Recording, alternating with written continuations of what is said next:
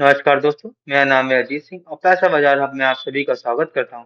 आज हम बात करेंगे तत्व चिंतन की। सबसे पहले जानेंगे इंडस्ट्री आउटलुक।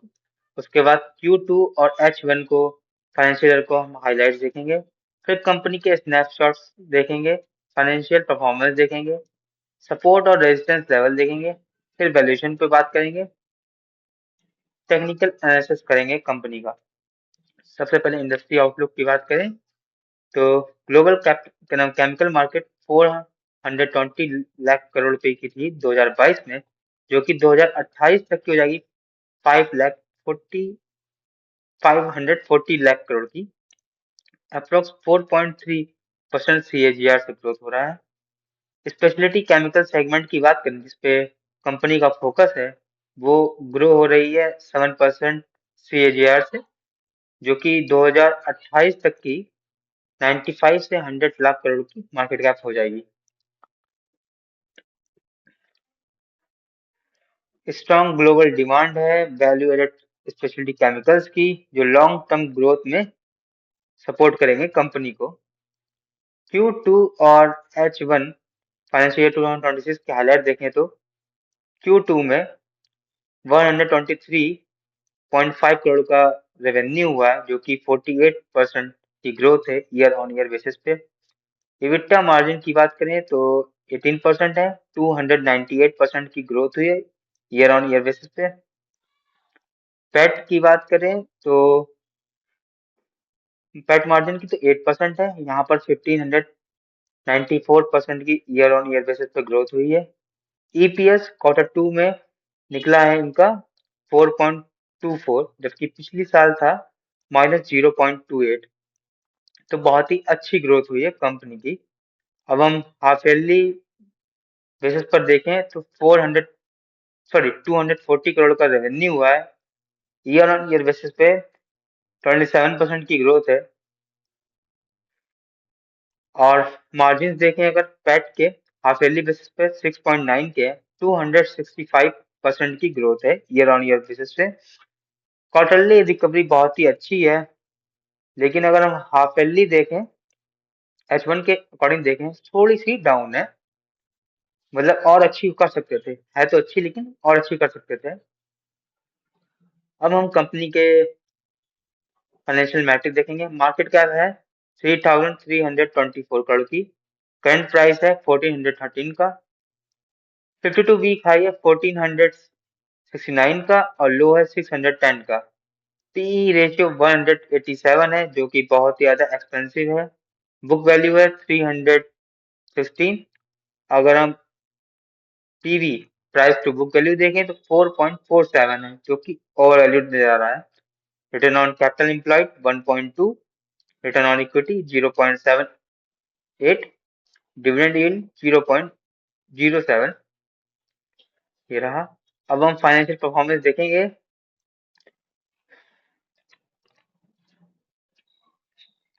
तो सेल्स 2021 में थी 434 करोड़ की, जबकि 2025 में 383 करोड़ की।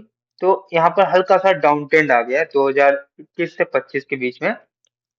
ऑपरेटिंग मार्जिन में भी बहुत बड़ी गिरावट है। अगर हम देखें तो 2021 में था 109 करोड़ का, जो कि 2025 में 35 करोड़ रुपए का शॉर्ट फॉल आया है। ऑपरेटिंग मार्जिन भी पहले 25 थे, लास्ट ईयर 9 रह गए थे। नेट प्रॉफिट की बात करें 96 करोड़ से 6 करोड़ पे आ गया। 2021 में ईपीएस था 43.25 का, जो कि अब लास्ट ईयर था 2025 में 2.24 का। कंपनी की स्ट्रेंथ देखें तो डेट फ्री है, डिविडेंड पे आउट अच्छा देती है 22% का। ये परसेंटेज फेस वैल्यू पे निकाली गई है। वीकनेस की बात करें तो हाई वैल्यूएशन पर ट्रेड कर रही है बुक वैल्यू के अकॉर्डिंग। और 5 इयर्स की सेल्स ग्रोथ देखें तो 7.8% CAGR से ग्रोथ हुई है। रिटर्न ऑन इक्विटी बहुत ही थोड़ा डेक्लाइन है, बहुत ही कम है। प्रमोटर्स होल्डिंग पिछले 3 साल में 7.15% से गिरी है।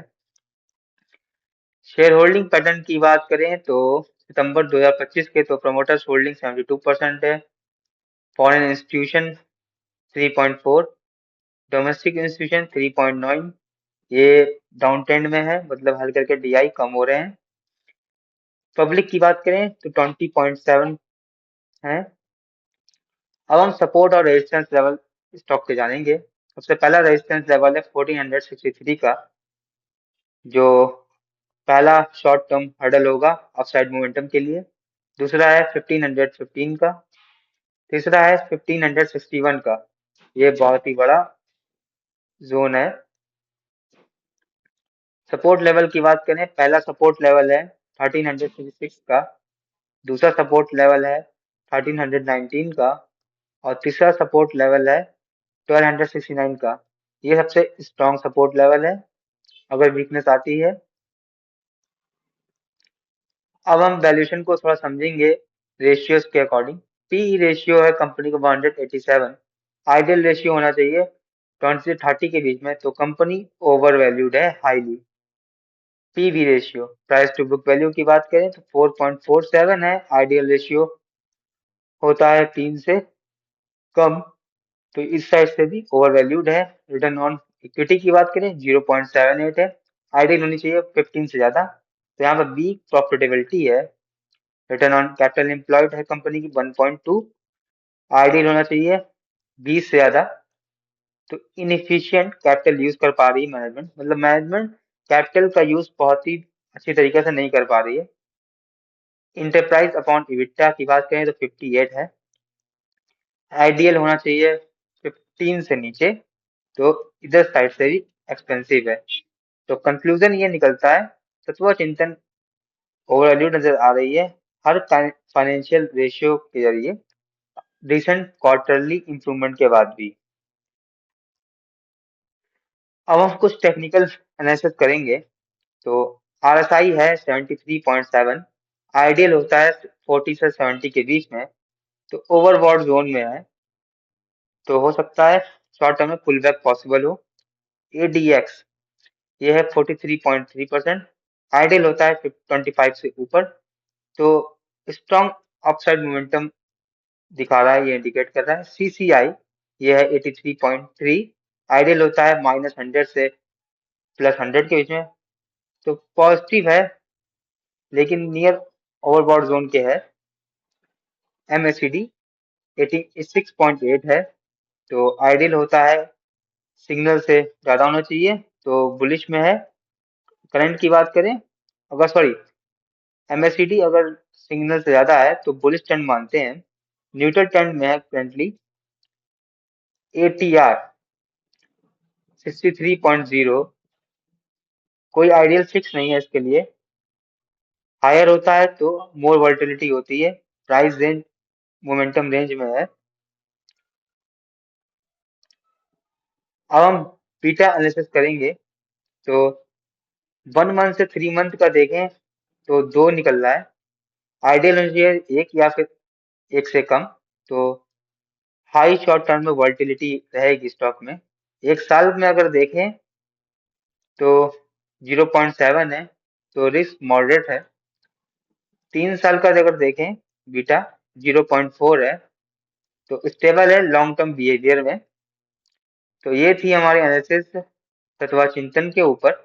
इसमें हमने कंपनी के सॉरी इंडस्ट्री आउटलुक की बात की, फाइनेंशियल परफॉर्मेंस की बात की, फिर टेक्निकल और लेवल्स पर बात की, सपोर्ट लेवल्स पर बात की, और वैल्यूएशंस भी देखे डिफरेंट रेशियो के जरिए। ये वीडियो सिर्फ एजुकेशनल पर्पस के लिए थी, कोई भी बाई सेल की रिकमेंडेशन नहीं है। कोई भी निवेश करने से पहले अपने वित्तीय सलाहकार से बात करें।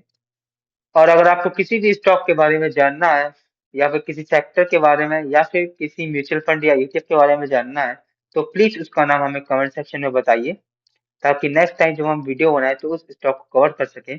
अगर आपको ये वीडियो पसंद आया तो चैनल को लाइक करें, सब्सक्राइब करें, हाइप करें। Thank you.